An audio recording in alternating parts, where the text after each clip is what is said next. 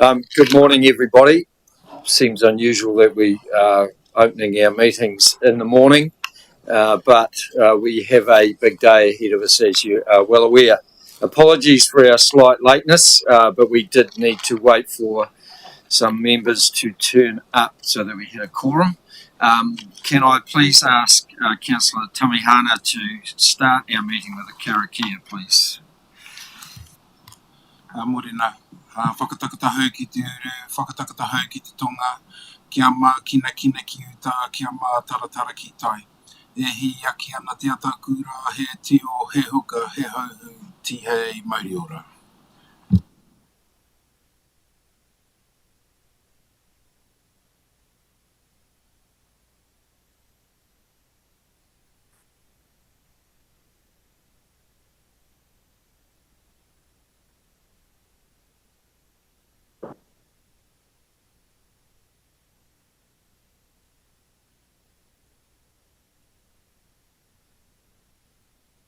Sorry, we will also just record members' lateness when they arrive. So could I move the apology of Deputy Mayor Allen, seconded by Councillor Tukapua. All those in favour? Against? Carried. Thank you. No members of the public participating in today's meeting. Okay. Any late items?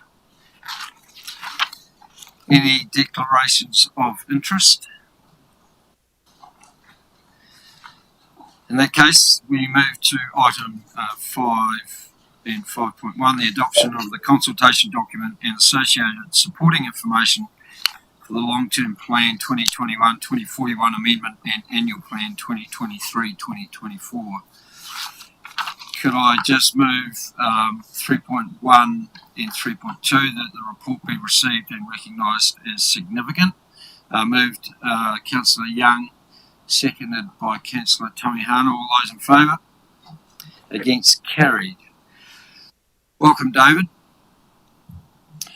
Morning, Your Worship and Councillors. So this time last week, I was here presenting the Long-Term Plan Amendment and consultation document for adoption.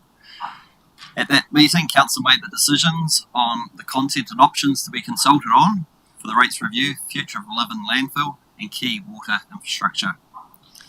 At that meeting, some changes were identified for the consultation document, but your key decision last week was to weigh up adopting the consultation document and supporting information under the legislation that was in place last week, which would have resulted in receiving an unlawful adverse audit opinion. The Office of the Auditor General spoke to this matter, and at that point the understanding was that legislation would be passed that would no longer see long-term plan amendments captured by the legislation. With the understanding that a change in legislation was imminent and that this could provide Council a pathway to receive a lawful instead of an unlawful adverse legal opinion, Council made the decision not to adopt last Wednesday and instead consider the matter at today's extraordinary Council meeting. The good news is that the legislation change has progressed and yesterday received royal assent.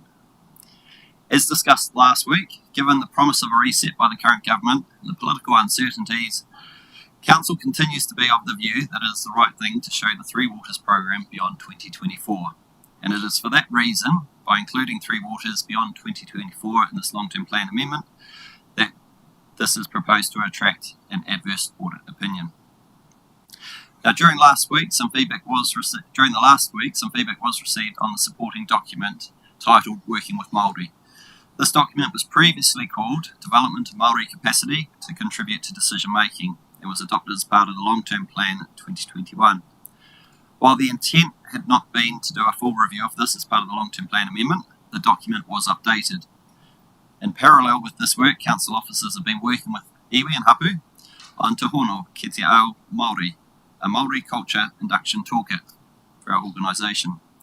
The version of the document Working with Māori had not been updated with those most recent changes to the Te Hono document, and so we have prepared, admittedly at short notice, an updated version of the Working with Māori document that is now consistent with those changes and reflects the engagement that had been had with iwi. So it is this version that has been placed in front of you with the track changes to what was to be adopted last week to what we're seeking here. There is one further change that I just need to draw your attention to, and that is if you count the last of the white bullet points under resourcing agreements where it says Te Runanga Orokawa, that needs to be removed as that is not a group that we currently have an active resourcing agreement with. So it is this document here, this updated version, that I'd like you to consider adopting today as part of the supporting information for the long-term plan amendment. The intention, as it has been previously, would be to do a full review of this section of the long-term plan as part of the long-term plan proper process, which we'll be starting with you in just a few months' time. Now today we do have Clint Ramu from the Audit Director from Audit New Zealand in attendance, and I would like to give him the opportunity to talk to you about the audit opinion and answer any questions you may have about that part of the process.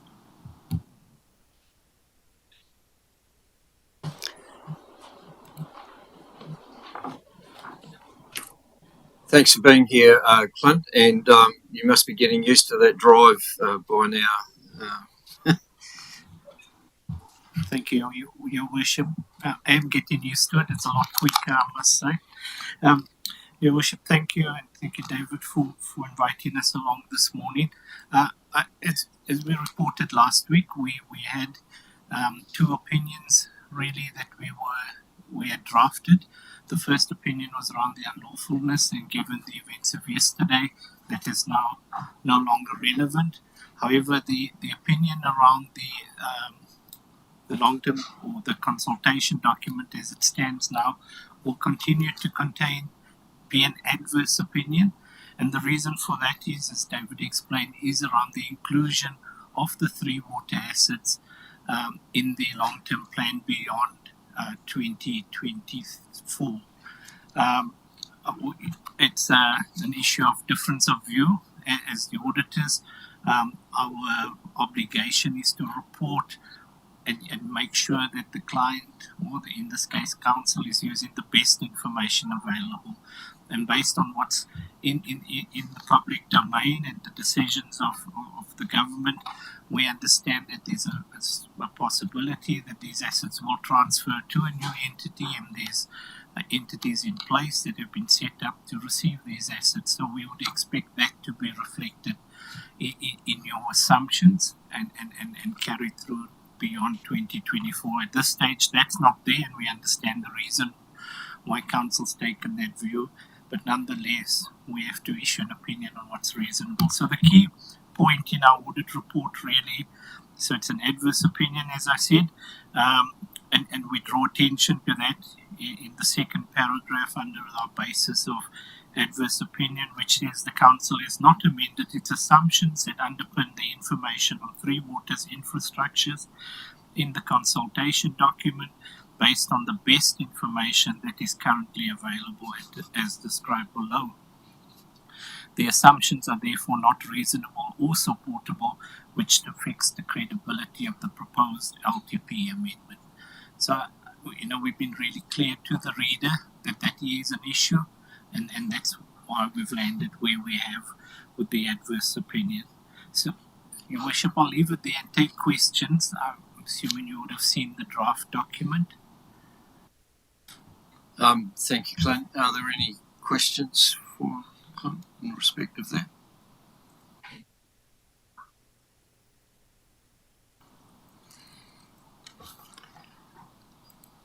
I suppose, Clint, the question that not the question, I suppose the musings that I have around this are the fact that the provenance of such a statement, that we are acting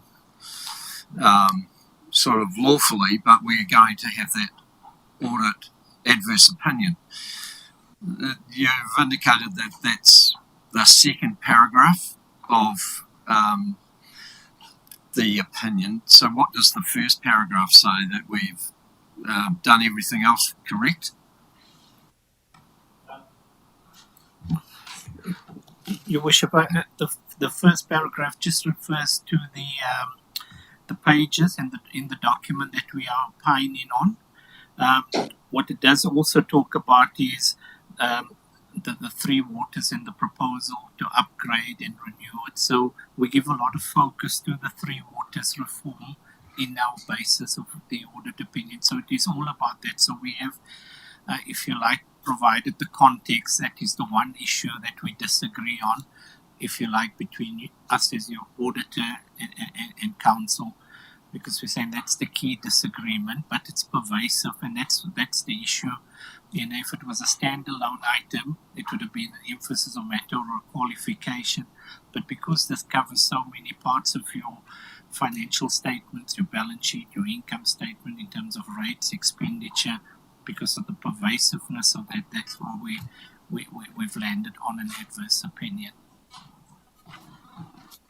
Is there any reference to the process that has been taken by the government in terms of changing the law?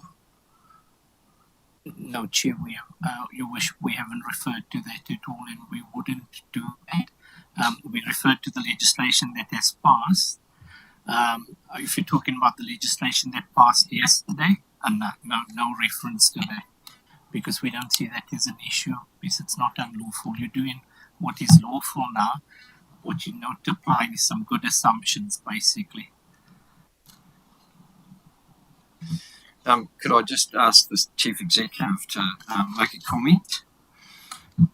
Thank you, Your Worship. Councillors, I think it's important probably at this point, and I'm conscious that our media friends are in the room too, to acknowledge that we need to respect audit's opinion, and audit obviously can't comment on the broader context, which I think it's appropriate I comment on, which is that we have a Prime Minister that has given the challenge to the Minister of Local Government to reset Three Waters reform. And so while today we sit in an environment which means the context is that the assumptions around Three Waters reform have to be in our LTPA, in 1 week or 2 weeks or 3 weeks' time, that could look very different depending on an imminent announcement to come from the Minister of Local Government.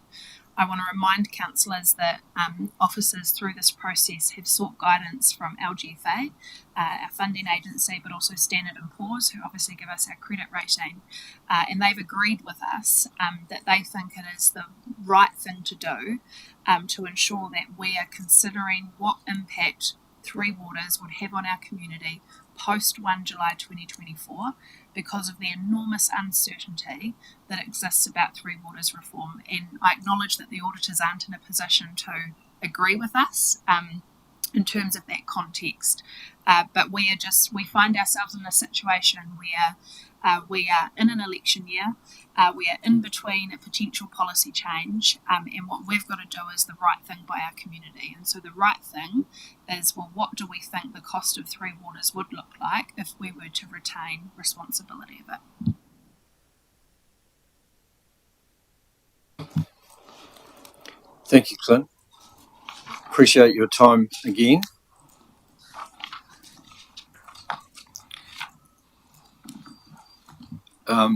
Were there any questions for David at all?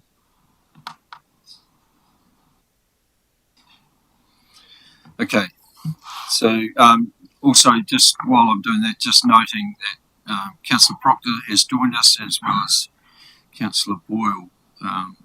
So just, I'm sure the meeting secretary has taken note of the times that has happened. So we'll now move to 3.3, 3.4 and 3.5.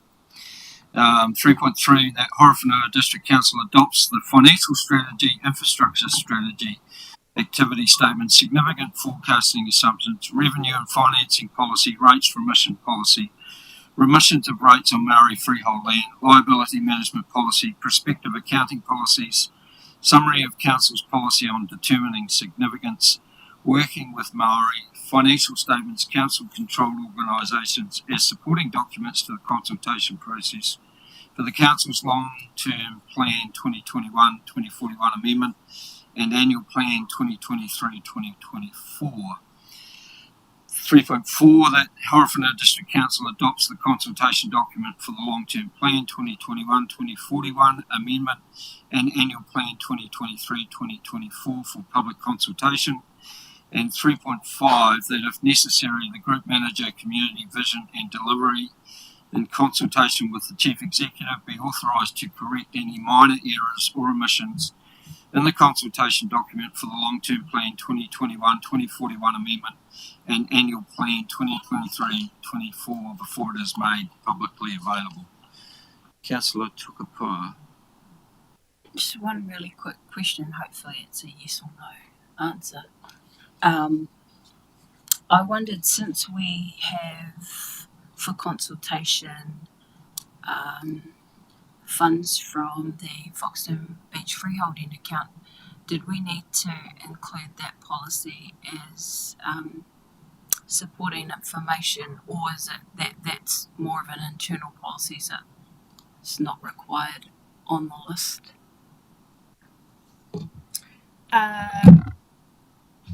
Through your worship, I think the right thing to do is to make sure that that policy is accessible to people when they give feedback. So I think the answer is yes. You're not legally required to adopt it as part of the supporting documentation, but absolutely in terms of access to the information, what we would want to do, we obviously signal it in the consultation document, but through our engagement, we'd want to continue to emphasise that that policy is up for review. And I guess I'll say that for the comment and discussion. So, any questions first? Kia ora. I suppose one from me is just part of 3.3 is adopting this document here. So are we going to go through this before we proceed to adopt?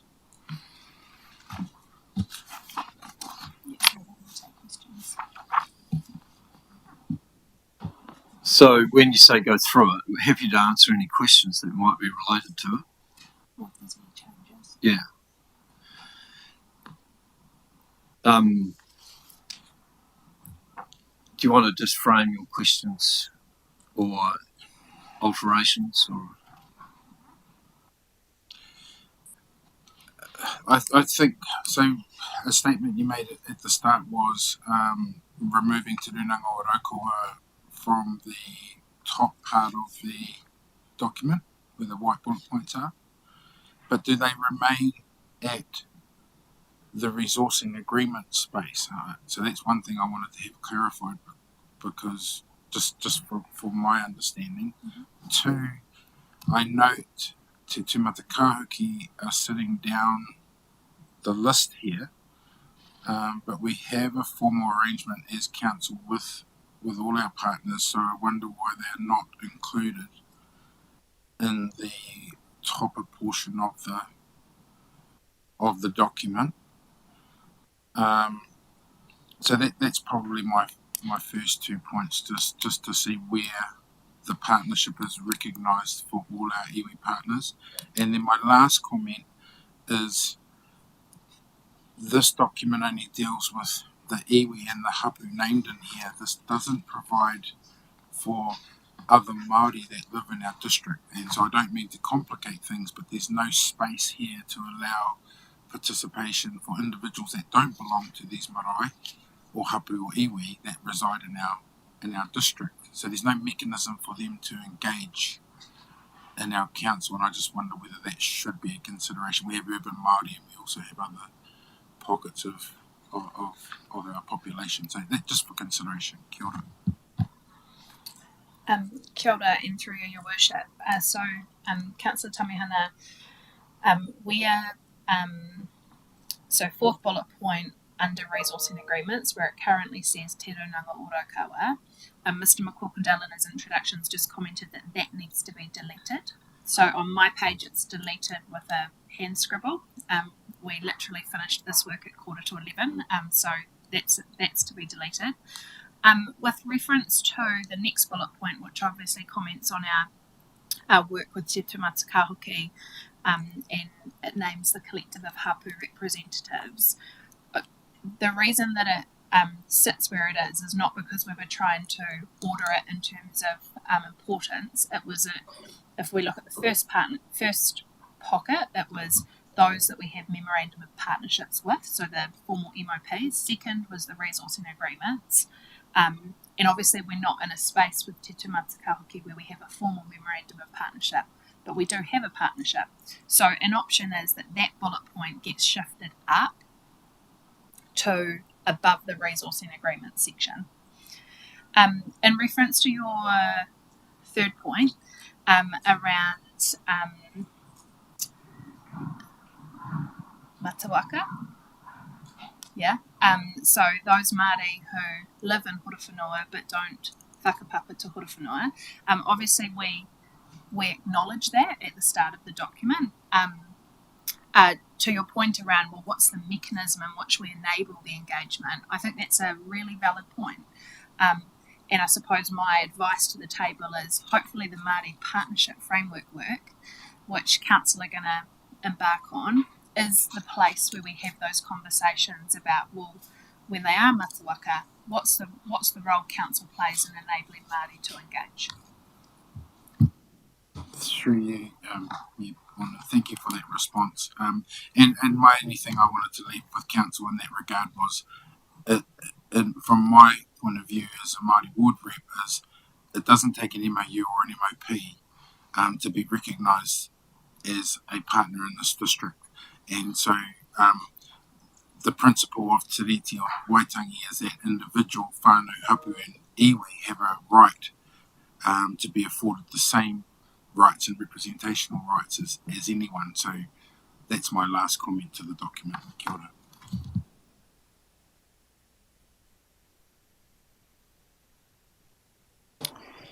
Any further questions, clarifications needed? So, could I have a mover and a seconder for those three resolutions, please? Moved by Councillor Tamihana, seconded by Councillor Boyle. Any further debate or discussion?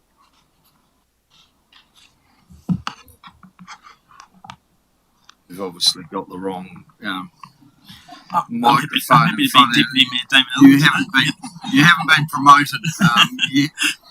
Councillor Jennings. I'm sure Deputy Mayor David Allen will completely agree with what I'm about to say. I think just briefly, I just wanted to say that I'm going to support these resolutions, although I don't necessarily agree with all of the contents of the documents, particularly around the rating preferred option. I'm going to support it. Want to hear from the public around all of the really important issues in there. And so I really do urge the public to take the time to participate, give us your opinions and views. There are some really controversial issues, what I think are controversial issues inside this consultation document, but they're issues that will stimulate a lot of discussion and debate. And so just, I guess, as a headline, there's some really, really important decisions to make around the landfill and the future of the landfill. Obviously around our Three Waters reform and investment, and the proposal to introduce water meters, and I'm expecting a lot of discussion around that. And then there's obviously the fundamental change or a proposal around a fundamental change to how we rate and who pays what. And I think that, again, this is a really important conversation. I don't think it's the right time for it, but I think that coming into a phase where we've got Three Waters on the table, future of local government reforms, and broader legislative change in terms of RMA and other things, it's probably it probably is useful at least to get some views from the public around where they think or how they think we should distribute the cost of the services that they receive. So anyway, that's enough from me, but just wanted to say I will support it, although I don't agree with the entire contents.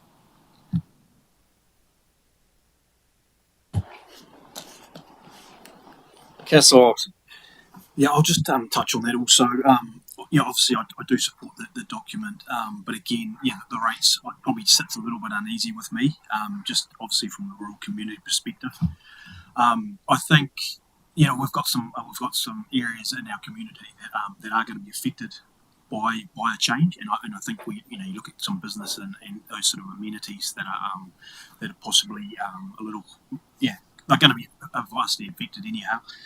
So I think we need to be prepared for that. I'd encourage obviously the public to have their say and make sure that they are here to present their view. Being a new councillor, I think it's quite pleasing to sort of see some of this landfill stuff come to a head. It's obviously been going on for a long time, and I'm very supportive of actually moving forward for our wider community. So just a couple of comments anyway, but yeah, it's great to see us moving forward. Councillor Brannigan. Thank you, Worship. Yeah, and also just similarly to previous two speakers, also happy to endorse the document to go forward, and I think I'm already looking forward to the debate later on in terms of the accepting the LTP amendment later on this year. And I just want to touch on, acknowledge the amount of work that the team have done on this. This has been high pressure stuff. It's been going on for a long time. Late nights, I know, for Monique and the team, and the work they put in to get it in front of us and finally get it here today where we can give it the nod and get it out to the public to hear their opinions, because as Councillor Jennings touched on, there's some stuff in there, there's some meaty stuff in there, and again looking forward to the debate later this year. So just once again, the work is just acknowledged and certainly appreciated. And the late night emails coming through indicate that what's gone into it. So it's been a challenging time. Just to touch on the adverse opinion audit, totally understand it. I think we signalled a long time ago, councillors around this table, that so be it. We're simply not the authors of the position we've found ourselves in, and we're doing the best for our community, and I'm very comfortable in that space. But certainly accept Clint's comments and the opinion of the auditor. We have to move on and keep doing what we need to do for our community. So I'm very comfortable with that. And again, just acknowledge the work, and great to see it go through if it does. Thank you. Yeah, no, my final Yes, comment is exactly the same. Sorry, Bernie. Just to endorse the speakers as well in the work that's gone on, because I know you were working tirelessly into the night and early this morning, and so just appreciate the intent, and also looking forward to the feedback as well. So, kia ora.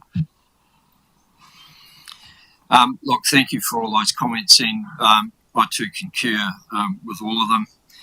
This is probably the biggest or most comprehensive consultation document that I've seen in my turn around this table.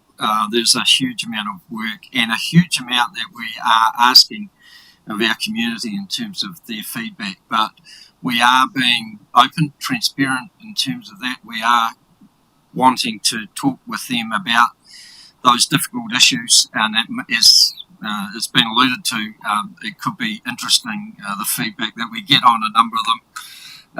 But I too just want to endorse those words around the amount of work that has gone into this. We have been methodical, we have been clear, we have been stepped our way through this, so that when we come to today to hopefully endorse this consultation document, we are well aware of all the issues that are ahead of us, and that there is nothing left in your minds that is that should be there or not be there.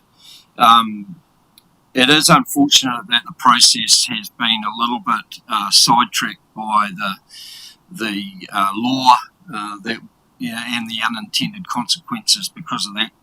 And I too reflect that while an audited opinion is important in terms of our reputation, what we are doing for our community in terms of making sure that they are abreast of all the issues that are in front of us in the future, to me takes precedence. So I'm comfortable in terms of that. We know that while we will get an adverse opinion, it will be a lawful opinion. Thank you all for your engagement and participation in the process. It is really, if you like, the curtain raiser to what will be a long period over the next few months in terms of understanding what our community is seeking from us, but also looking forward to a year's time when we do it again in a bigger in a bigger way. So with that, I'll put those resolutions. All those in favour? Against? Thank you. Unanimous. Good to hear. So, thanks again, Clint, for your participation today and being here. We appreciate that.